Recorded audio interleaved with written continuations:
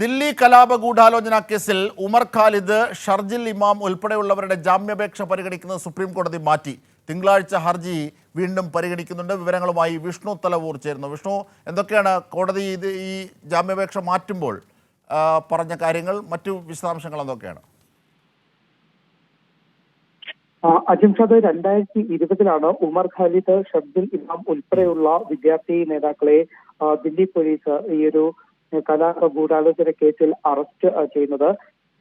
അന്നു മുതൽ തന്നെ ഈ വിചാരണ തുടരുകയും വിചാരണ ഇതുവരെ പൂർത്തിയാക്കിയിട്ടില്ല എന്നതാണ്. അതുകൊണ്ട് തന്നെയാണ് നേരത്തെ ഈ വിദ്യാർത്ഥി നേതാക്കളൊക്കെ ദില്ലി ഹൈക്കോടതിയെ സമർപ്പിച്ചിരുന്നു ജാമ്യം നൽകണമെന്നൊരു ആവശ്യവുമായി. പക്ഷേ 2 ആഴ്ച മുന്നേ ആണ് ദില്ലി ഹൈക്കോടതി ഈ 8 പേരുടെയും ജാമ്യാപേക്ഷ തള്ളിക്കൊണ്ട് ഒരു ഉത്തരവ് പുറപ്പെടുവിച്ചത്. അതിന് പിന്നാലെയായിരുന്നു ഉമർ ഖാലിദ്, ഷർജിൽ ഇമാം ഉൾപ്പെടെയുള്ളവർ സുപ്രീം കോടതിയെ സമീപിക്കുന്ന സാഹചര്യമുണ്ടായത്.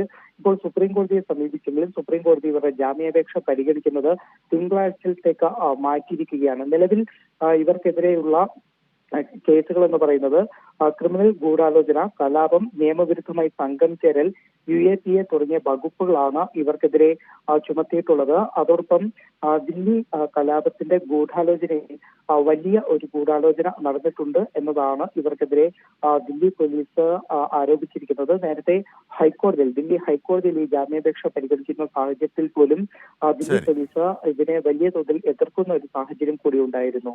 അജിംഷാദ്. ശരി, വിഷ്ണു തലവൂർ.